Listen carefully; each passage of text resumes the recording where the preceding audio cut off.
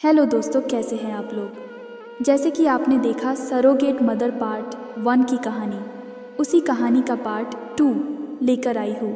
अब बढ़ते हैं कहानी की तरफ। गंगा ने सरोगेट मदर बनने की इच्छा जताई। एजेंट ने फर्टिलिटी क्लिनिक वाले और थॉमस दंपत्ति से संपर्क कर दोनों को अगले दिन क्लिनिक में बुलाया। पहले डॉक्टर ने गंगा से उसके बारे में पर्सनल जानकारी लेने के लिए पूछा, तुम पहले भी माँ बन चुकी हो या नहीं? कोई सिजेरियन ऑपरेशन हुआ था? प्रेगनेंसी के दौरान शुगर की शिकायत तो नहीं थी? तुम्हारा बच्चा नॉर्मल हुआ था, उसे किसी तरह की शिकायत तो नहीं थी? तुम्हें अन्य कोई इन्फेक्शन तो नहीं है? डिलीवरी के बाद बच्चे पर तुम्हारा कोई हक नहीं होगा आदि। गंगा के उत्तर से संतुष्ट होकर डॉक्टर ने उसके और थॉमस दंपत्ति के कुछ टेस्ट लिए। फिर अगले दिन उन्हें बुलाया। दूसरे दिन गंगा को सरोगेट मदर के लिए सारी शर्तें समझाई गईं। सरोगेसी के लिए उसे 20 लाख रुपए मिलेंगे, 10 लाख एडवांस और 10 लाख डिलीवरी के बाद स्टिलबॉर्न डिलीवरी होने से उसे सिर्फ 2 लाख और मिलेंगे। पूरी प्रेगनेंसी के दौरान उसे निरंतर डॉक्टर की निगरानी में रहना होगा। उसके विशेष आहार, दवा आदि का खर्च थॉमस उठाएगा। एग्रीमेंट पर दोनों पक्षों से साइन करवाया गया। गंगा ने डॉक्टर और थॉमस दंपत्ति से कहा, मेरी सरोगेसी की बात यहाँ मौजूद लोगों के अलावा अन्य किसी को नहीं पता होनी चाहिए। मेरे घर में भी किसी को नहीं उम्मीद है। मेरी इस छोटी सी शर्त मानने में आप लोगों को कोई एतराज़ नहीं होगा। ठीक है, हम लोग किसी को नहीं बताएंगे। वैसे भी आम तौर पर प्राइवेसी के सख्त नियम भी हैं। गंगा को काफ़ी रुपये मिले। उसने अपने छोटे भाई को इंजीनियरिंग की पढ़ाई के लिए रुपये दिए। कुछ रुपये उसने अपनी सौतेली माँ की इलाज में खर्च किए। उसकी माँ बहुत खुश थी कि सौतेली बेटी ने भी उसके और सौतेले भाई की सभी ज़रूरतें पूरी की। कुछ दिनों के बाद क्लिनिक में गंगा के गर्भ में भ्रूण इम्प्लांट किया गया। महीने के लिए छुट्टी ले ली। गंगा ने दफ्तर से गौरी ने एक दिन गंगा से पूछा, तुम्हें अचानक इतने रुपये कैसे मिले? कुछ मैंने ऑफिस से एडवांस लिए और कुछ सूद पर बाजार से ली है। किश्तों में अदा कर देंगे तुम लोग। आम खाओ ना, गुठली गिनने से क्या फ़ायदा। पर अब पगार आधी हो जाएगी और घर का खर्च कम पैसों में चलाना होगा। आखिर पैसे पेड़ पर तो नहीं उगते हैं ना। वह सब तो ठीक है, पर तुम आजकल ऑफिस क्यों नहीं जा रही हो और बार बार तुम डॉक्टर के यहाँ क्यों जाती हो? कुछ दिनों से तबीयत ठीक नहीं रह रही है। अक्सर पेट में दर्द रहता है। डॉक्टर ने कुछ टेस्ट्स लिखे हैं। टेस्ट रिपोर्ट आने में कुछ समय लगेगा, तब तक मैंने छुट्टी ली है। सरोगेसी वाली बात छुपा लिया। गंगा ने प्रेगनेंसी तो छिपाए नहीं छिपती है गौरी को। जब यह बात पता चली तो उसने गंगा को खरी खोटी सुनाया। एक बार पहले भी तुमने बिन बताए शादी किया और माँ बनी कुल्टा और कलंकिनी से कम नहीं हो। तुम किसी बार यार बदलना और नाजायज़ बच्चा पैदा करना तुम्हें अच्छा लगता होगा, पर यह सब हमें बर्दाश्त नहीं है। हम गरीब ज़रूर हैं, पर इज्जत वाले हैं। माँ, मेरा मुंह न खुलवाओ। मैं खूब जानती हूँ इज्जत का ख्याल रखना, और साथ साथ तुम दोनों माँ बेटा का भी। किन मुश्किलों से मैं पैसों का इंतज़ाम कर रही हूँ मैं ही जानती हूँ। तुम लोग बस डिमांड करते रहते हो और मुझे उन्हें पूरा करना ही पड़ता है, हंसकर या रोकर या भीख मांगकर। कुछ सप्ताह के बाद गंगा को देखकर कोई भी कह सकता था कि वह माँ बनने वाली है। एक दिन थॉमस गंगा के घर आया। उसने गंगा से पूछा, सब ठीक है ना? तुम्हें किसी तरह की शिकायत तो नहीं है? कुछ और ज़रूरत हो तो बोलना। इस बीच उसकी माँ ने आकर टोका, जिस तरह यह तुमसे बात कर रहा है, लगता है तुम्हारे पेट में इसी का बच्चा है। गंगा ने माँ से गुस्से में कहा, किसी का बच्चा हो तुमसे क्या मतलब? तुम्हें तो पैसे चाहिए ना, वे मिलते रहेंगे। तुम अपना मुंह बंद रखो और अब यहाँ से जाओ। बाकी बातें हम बाद में कर सकते हैं। गौरी पैर पटकते हुए वहाँ से चली गई, पर जाते जाते बोली, यही हाल रहा तब तुम इस घर में नहीं रह सकती हो। ठीक है, चली जाऊँगी। थॉमस भी चला गया। उसने क्लिनिक में जाकर डॉक्टर से पूछा, गंगा की डिलीवरी कब तक होने की उम्मीद है? संभवतः 6 सप्ताह और लगेंगे, पर बेहतर होगा डिलीवरी के 1 महीना पहले गंगा हमारी निगरानी में रहती। पर बेहतर होगा उसे क्लिनिक में आज ही या जितना जल्द हो सके एडमिट कर दीजिए। डॉक्टर ने कहा, आपने मेरे मुंह की बात छीन ली। 1-2 दिन में मैं फिर आपसे मिलता हूँ। डॉक्टर से बात कर थॉमस चला गया। वह फिर गंगा के घर गया। अपने देश जा रहा हूँ, लगभग 2 सप्ताह, उसने कहा। फिलहाल मैं अपनी पत्नी के साथ के अंदर आऊँगा और डिलीवरी के बाद अपने बच्चे को लेकर चला जाऊँगा। पर डॉक्टर ने कहा है कि डिलीवरी के कुछ पहले से तुम्हें क्लिनिक में एडमिट होना पड़ेगा ताकि जच्चा बच्चा दोनों की देखभाल ठीक से हो और डिलीवरी के समय कोई कॉम्प्लिकेशन नहीं हो।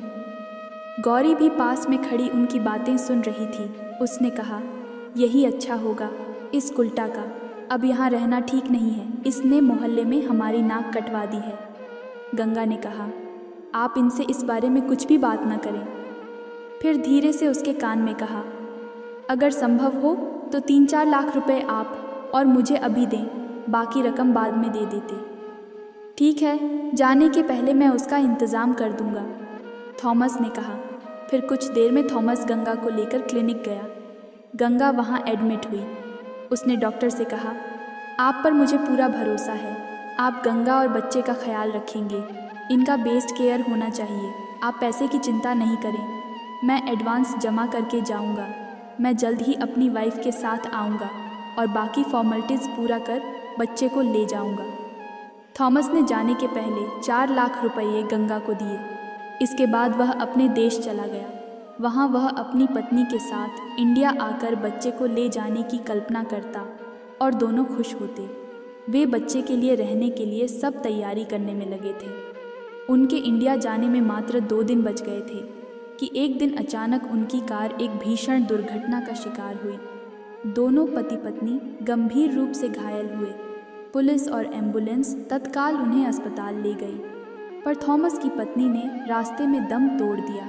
अस्पताल में डॉक्टर ने पुलिस से कहा, इनके बचने की उम्मीद भी ना के बराबर है।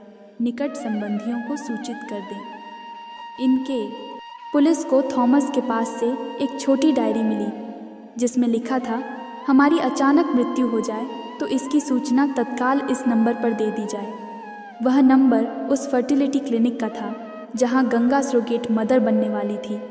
इसके अलावा थॉमस का मोबाइल फ़ोन से कुछ नंबर निकालकर पुलिस ने अंदाज से इस घटना की सूचना उन नंबर्स पर दी, यह समझकर कि इनमें शायद कोई इसका संबंधी या निकटतम मित्र हो। इत्तफाका से उनमें एक उसका बड़ा भाई जॉन निकला। उसे फ़ोन करने पर जॉन बोला, मैंने रिटायरमेंट के बाद देश छोड़ दिया है और मैं आजकल दूसरे देश में सेटल कर गया हूँ। जल्द से जल्द पहुँचने का प्रयत्न करूँगा, फिर भी 24 घंटे से ज़्यादा ही लगेंगे। इधर थॉमस ने अस्पताल पहुँचने के चंद घंटों के अंदर ही दम तोड़ दिया। उसके बड़े भाई जॉन ने समय पर आकर सभी कानूनी और अंतिम संस्कार आदि सामाजिक फॉर्मेलिटीज़ पूरा किए। पुलिस ने जॉन को उसके छोटे भाई के घर की चाबी और कुछ अन्य सामान जो थॉमस दंपत्ति और उनकी कार से मिले थे दिए। जॉन ने थॉमस के घर से कुछ कागजात के फाइल ली और वह फिर वापस अपने देश चला गया। इधर गंगा ने एक बेटी को जन्म दिया। बेबी बहुत खूबसूरत और स्वस्थ थी। अनुमानित डिलीवरी डेट से 1 सप्ताह पहले ही डिलीवरी हो गई। गंगा सोच रही थी थॉमस दंपत्ति बेबी को लेने के लिए आते ही होंगे। क्लिनिक को थॉमस दंपत्ति के दर्दनाक मौत की खबर मिल चुकी थी।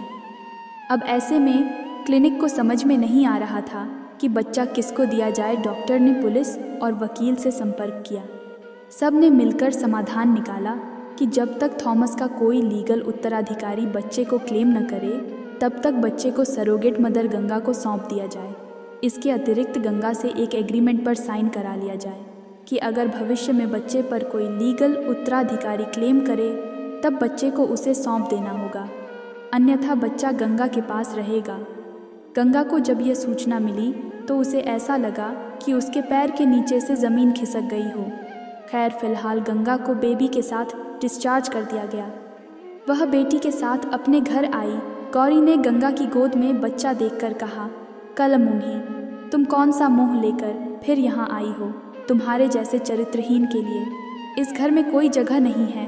तुरंत यहाँ से दफ़ा हो जाओ। ठीक है, मैं यहाँ रहने के लिए नहीं आई हूँ। मैं यहाँ से चली जाऊँगी। मुझे कुछ सामान तो लेने दो। गंगा बोली, जा ले ले अपने कपड़े लत्ते। इसके अलावा तेरा और क्या है ही यहाँ। सही कहा आपने, अब मेरा यहाँ कुछ भी नहीं है। थोड़ी देर में गंगा ने एक बक्से में अपने कुछ सामान इकट्ठा किए और कहा, मैं 1 घंटे में बैंक से लौटकर सामान ले जाऊंगी। तुम्हें लौटकर इस घर में वापस आने की कोई ज़रूरत नहीं है। तुम अपने सामान साथ लेती जाओ। ठीक है, मैं आप लोगों के लिए ही बैंक जा रही थी ताकि बैंक में मुन्ने की पढ़ाई के लिए पैसों का इंतज़ाम कर दूं। अभी उसको 3 साल की ट्यूशन फ़ी देनी होगी। गंगा सामान और बेबी को लेकर बैंक गई। वहाँ उसने गौरी के अकाउंट में 3 लाख रुपए जमा किया। रुपये बच रहे थे। अब उसके अकाउंट 1 लाख गंगा बेबी के साथ उसी शहर में गई जहाँ उसने बच्चे को जन्म दिया था। वहाँ उसने डॉक्टर से कहा, आप लोग मेरी स्थिति के बारे में जानते हैं। मेरे लायक कोई नौकरी हो तो मुझे दे। मुझे अपने लिए कुछ नहीं चाहिए था, पर बेबी के लिए मुझे कुछ न कुछ करना होगा। हमें इतना पावर नहीं है। मैं मैनेजमेंट से बात कर 1-2 दिन में तुमको बताऊंगी। ड्यूटी पर उपस्थित लेडी डॉक्टर ने कहा, तब तक मुझे किसी कोने में रहने दें। हम अस्पताल में तुम्हें नहीं रख सकते हैं। फ़िलहाल मेरा सर्वेंट का वार्ड खाली है। कुछ दिनों के लिए तुम वहाँ रुक सकती हो। जब हमारी मेड आएगी तब तुम्हें खाली करना होगा। थैंक यू डॉक्टर, तब तक मैं कुछ इंतज़ाम कर लूँगी, गंगा ने कहा। दूसरे दिन डॉक्टर ने गंगा से कहा, सॉरी गंगा, मैनेजमेंट के पास फ़िलहाल तुम्हारे लायक कोई नौकरी नहीं है। जब तक मेरी मेड नहीं आती है तुम मेरे ही घर का काम कर दिया करो। तब तक सब मिलकर कोई समाधान निकालने का प्रयास करते रहेंगे। गंगा उस डॉक्टर यहाँ रुकी। डॉक्टर ने पूछा, बेबी का कोई नाम रखा है या नहीं? नहीं मैडम, इस तरफ सोचने का मौका ही नहीं मिला है। आप ही कोई नाम रख दें। डॉक्टर ने कुछ सोचकर कहा, मेरे विचार से मोनिका नाम ठीक रहेगा लड़कियों के लिए। यह नाम भारत और विदेश में भी कॉमन है। क्यों, तुम्हारा क्या कहना है? आपने ठीक सोचा है, बहुत अच्छा नाम है। आज से इसका नाम मोनिका होगा। गंगा को डॉक्टर मैडम के यहाँ आए 1 सप्ताह हुआ था। क्लिनिक से लौटकर डॉक्टर ने गंगा से कहा, यहाँ तुम्हारे लायक कोई काम मिलना कठिन है। मैनेजमेंट ने एक नया ब्रांच दूसरी जगह खोलने का फैसला किया है। अगर तुम कहो तो तुम्हारी नौकरी के लिए बात करूं? नेकी और पूछ, मेरी तरफ से हाँ है। गंगा ने खुश होकर कहा, वह शहर एक सुदूर प्रांत में है। वह उत्तर पूर्व का एक शहर है जहाँ जाने के लिए लोग जल्दी तैयार नहीं होते हैं। ठीक से सोच लो। मेरे लिए सोचने के लिए कुछ नहीं बचा है। आखिर मुझे अपने और मोनिका के जीने के लिए कोई सहारा तो चाहिए। मोनिका के लिए मैं नर्क में भी जाने से नहीं डरती। ठीक है, शुरू में 1-2 सप्ताह के लिए मैं भी वहाँ के लोगों को ट्रेनिंग देने जाऊँगी। वहाँ जाने में अभी कुछ दिन शेष हैं। तब तक तुम यहीं की क्लिनिक में कुछ काम सीख लो। मोनिका को वहीं क्रीच में रख देना। जी मैम। हाँ, एक बात और, थॉमस ने काफ़ी रुपये एडवांस में जमा करवा दिया था। कुछ पैसे उन्हें लौटाने थे। मैनेजमेंट ने कहा है कि यह रकम तुम्हें दे दिया जाए। मोनिका के पालन पोषण में काम आएगा। आप लोग जैसा चाहें वैसे कुछ पैसे मेरे पास भी हैं, जिनसे कुछ दिनों तक हम दोनों का गुजारा हो जाएगा। कुछ दिनों के बाद डॉक्टर मैडम के साथ गंगा और मोनिका उत्तर पूर्व के शहर में गईं। डॉक्टर मैडम 2 सप्ताह में लौट आईं। इस बीच उन्होंने गंगा को क्लिनिक का काम सिखा दिया था। गंगा ने अपने लिए एक रूम का फ्लैट भी किराए पर ले लिया। अब खुशी से चलने लगी थी। यहाँ आए करीब 1 साल।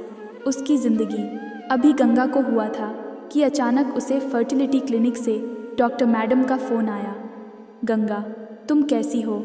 और मोनिका अब बड़ी हो गई होगी, बोलना शुरू किया कि नहीं? जी मैडम, हम दोनों आपकी कृपा से अच्छे हैं। मोनिका अब थोड़ा थोड़ा बोलने लगी है। गुड, तुमसे एक ज़रूरी बात करनी है। यस मैम, बोलिए। कल हमसे मिलने एक मिस्टर जॉन आए थे। वे मिस्टर थॉमस के बड़े भाई हैं। थॉमस के बच्चे के बारे में पूछ रहे थे। अभी तक हमने उन्हें कुछ नहीं बताया है, पर वे वहाँ के कोर्ट से लीगल उत्तराधिकारी का डॉक्यूमेंट लेकर आए हैं। उन्हें बेबी के बारे में सब कुछ बताना पड़ेगा। मैंने उनको 1-2 दिन बाद बुलाया है, फिर वे तुमसे मिलने ज़रूर जाएंगे। यह सुनकर गंगा उदास हुई और कुछ देर खामोश रही। तब डॉक्टर ने आगे कहा, क्या बात है गंगा, लगता है तुम ये सुनकर उदास हो गई। मोनिका को मैंने अपनी बेटी मान लिया है। और मेरे जीवन का वही एकमात्र उद्देश्य है। उससे बिछड़कर मुझे बहुत दुख होगा, हालांकि मैं जानती हूँ कानूनन उस पर मेरा हक नहीं है। मिस्टर जॉन ने मोनिका के बारे में और क्या कहा है? वे क्या चाहते हैं? गंगा ने सिसकते हुए कहा, यह तो जॉन ने मुझे नहीं बताया है। उसने कहा है कि वह तुमसे और बेबी से मिलना चाहता है।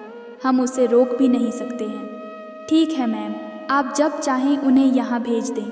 आखिर मोनिका के असली हकदार वही हैं, पर उनको घर पर ही मिलने को कहें, क्लिनिक में नहीं। नो प्रॉब्लम, मैं उसे बोल दूंगी। चंद दिनों के बाद जॉन गंगा से मिलने पहुंचा। उसने अपना परिचय दिया। गंगा ने उसका आदरपूर्वक स्वागत किया। जॉन ने कहा, मुझे उम्मीद है मेरे बारे में आपको डॉक्टर मैडम ने पहले से ही बता रखा है।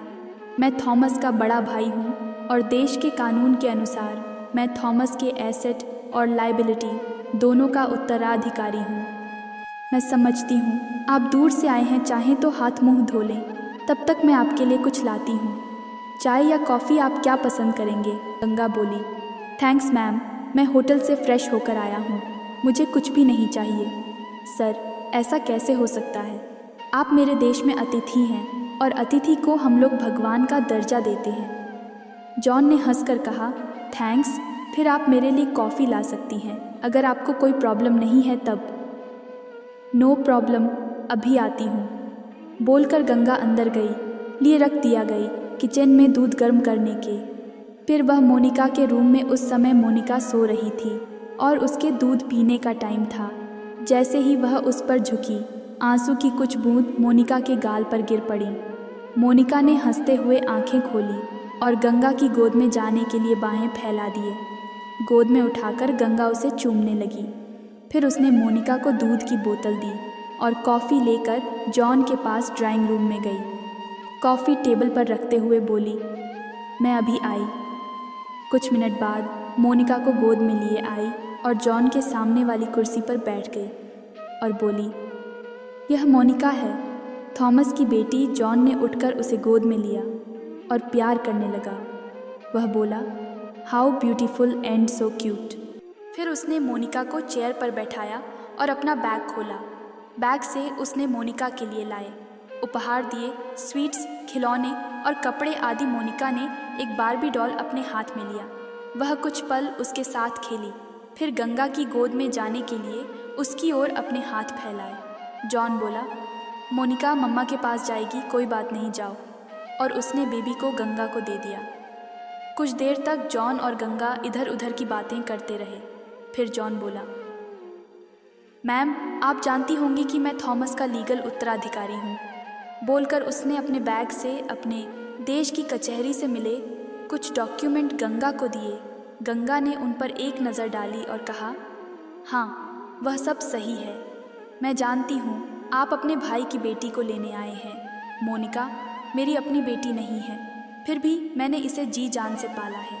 इसके लिए मुझे कितने लोगों से मदद लेनी पड़ी है और आज विषम स्थिति में इस दूर दराज शहर में पड़ी हूँ। मुझे डॉक्टर मैडम ने सब बताया है और मोनिका के प्रति आपके प्यार और पालन पोषण में कोई कमी नहीं दिख रही है। मोनिका आपके पास बहुत खुश और सुरक्षित है। आप मोनिका को ले जा सकते हैं। हम लोग वकील से सलाह लेकर डॉक्यूमेंट बनवा लेते हैं, फिर आप बेबी की परमानेंट कस्टडी ले सकते हैं।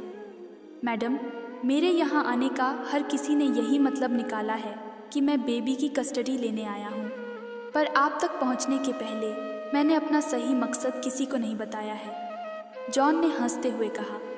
गंगा आश्चर्यचकित होकर उसकी तरफ देखने लगी, फिर बोली, आपके यहाँ आने का और क्या उद्देश्य हो सकता है? इसमें रहस्य की क्या बात है? आप साफ साफ बताएं।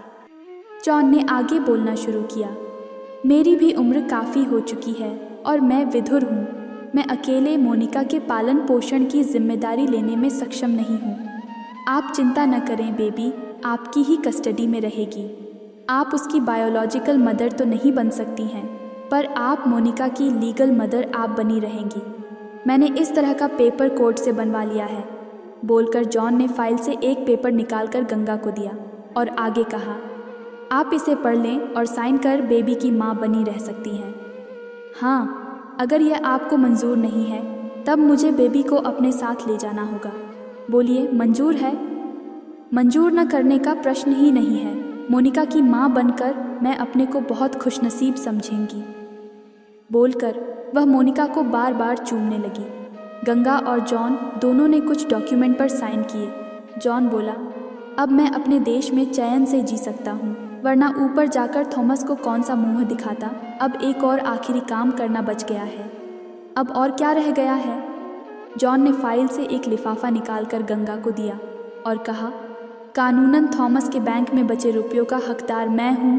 एग्रीमेंट डॉक्यूमेंट देखने के बाद मुझे पता चला है कि आपको 6 लाख रुपये देने बाकी हैं। इस लिफाफे में 6 लाख रुपयों का चेक है। ये रुपये आपके हैं, इसे रख लें। गंगा बोली, मुझे मोनिका मिल गई तो मैं सब तरह से संपूर्ण हो गई। उससे बड़ा धन मेरे लिए और क्या हो सकता है? आप इसे अपने पास ही रखें। नहीं, इस पर कानूनी और नैतिक हक़ आपका है, और वैसे भी मुझे रुपयों की ज़रूरत नहीं है, पर मोनिका के लिए ये काम आएंगे। आप इसे रख लें। जॉन ने टेबल पर चेक वाला लिफाफा रख दिया और कहा, अब मुझे चलना चाहिए। बोलकर वह बाहर निकल गया। मोनिका को गोद में लिए गंगा जॉन को देखती रही। कहानी का अंत यह है कि गंगा ने जॉन की बात मान ली और उसे रुपयों का चेक दिया। जॉन ने मोनिका की जिम्मेदारी लेने का निर्णय लिया और ख़ुद के बैंक में बचे रुपयों का चेक गंगा को दे दिया। इससे गंगा को मोनिका के पास एक अच्छा भविष्य सुनिश्चित हो गया। दोस्तों, ये कहानी यहीं पे समाप्त होती है। उम्मीद करती हूँ आपको ये कहानी पसंद आई होगी।